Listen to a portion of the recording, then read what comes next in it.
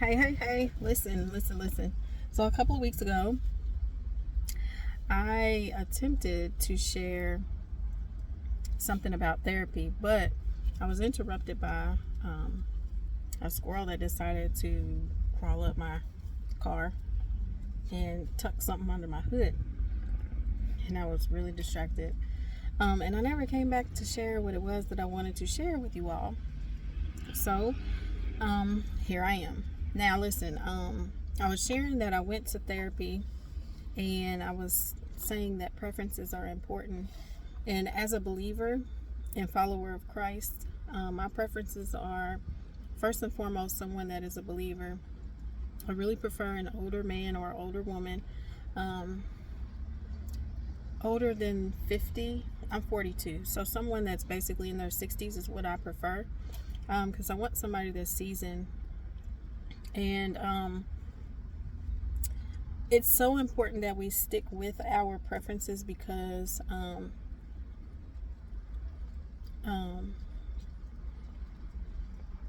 the Bible tells us corrupt communications creates bad manners. And the therapist that I went to was an older man. He was in his 70s. He was a black man, and he's not a believer. So I was considering going back, but then I thought about the mindsets and behaviors and things that God has delivered me from that would be acceptable with this person because of his mindset. And I didn't want to go back into how I used to be because it's not going to be good or beneficial for me or anybody else. So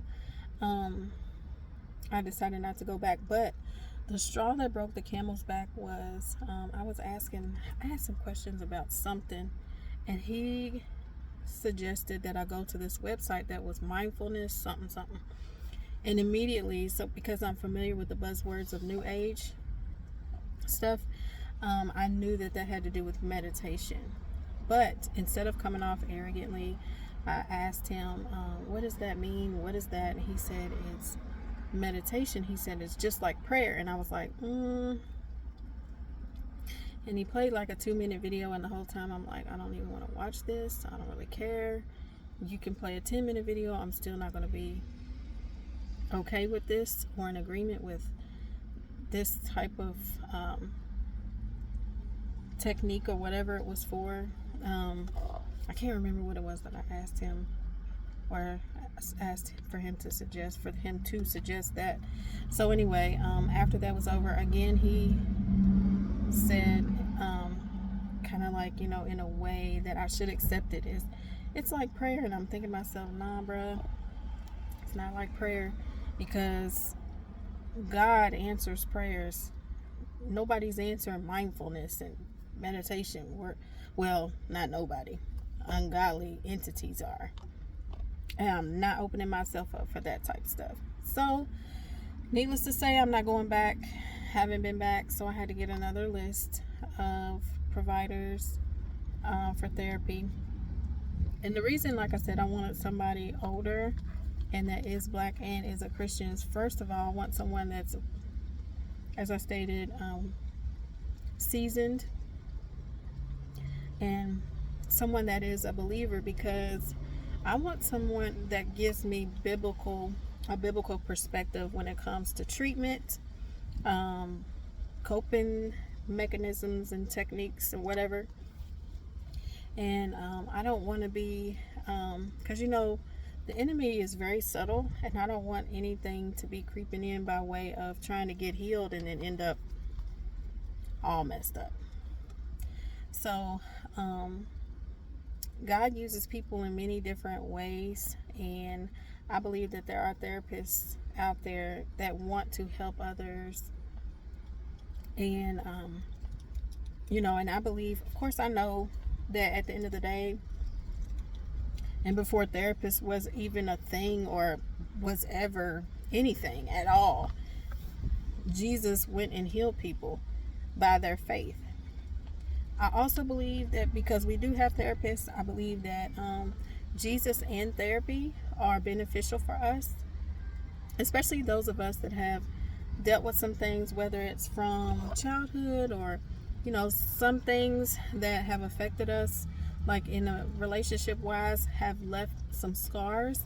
And it could have been from other relationships that we entered into, whether it be work relationships, other relationships with people that we may have had soul ties with, relationships in the church, because we're learning that there is a such thing. It's called church hurt, but the thing is, there are people that have not gotten healed, and there are people that have not gotten healed that go to church and are leading people, and they need therapy. Otherwise, they continue to do things to others that is damaging and leaves scars. And people need healing from stuff like that. It's a real thing. So, and unfortunately, those type of relationships put the same scars as any other abusive relationship outside of the church. So anyway, there's many reasons why people go to therapy, and for me, there's a lot of things that I want to unlearn, and God has been working on me when it comes to a lot of different things. So and I acknowledge the issues that I have, and I'm grateful that I'm not too prideful to acknowledge the issues within and things that may be learned behaviors that I may have thought are normal. So I just thank God that He's given me the wisdom that's in His Word.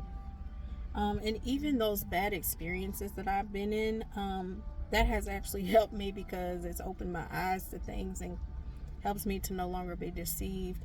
So anyway, Jesus in therapy is what I'm talking about today. Stand firm on what you believe when it comes to those that you want to lead you, those that you want help from, because it's important. Because if we connect ourselves with people that are ungodly, then that can definitely lead us astray, because the enemy, like I said, is very subtle, and he can gradually pull us from God and the Word if we are listening to the wrong thing and accepting things that are ungodly. So be encouraged. Jesus in therapy. Jesus can heal anybody from anything. It doesn't matter what it is. And He also uses vessels that are all over everywhere, and whether we're directly or indirectly connected to them, there's people that we can indirectly be connected to that provide resources, like books and things like that. So be encouraged. Take advantage. Like, we have a lot of ways to connect with people, and so I think that's beneficial, but it also can be detrimental. So we have to make sure that we're using the resources in the right way. All right, so let's be healed and be blessed.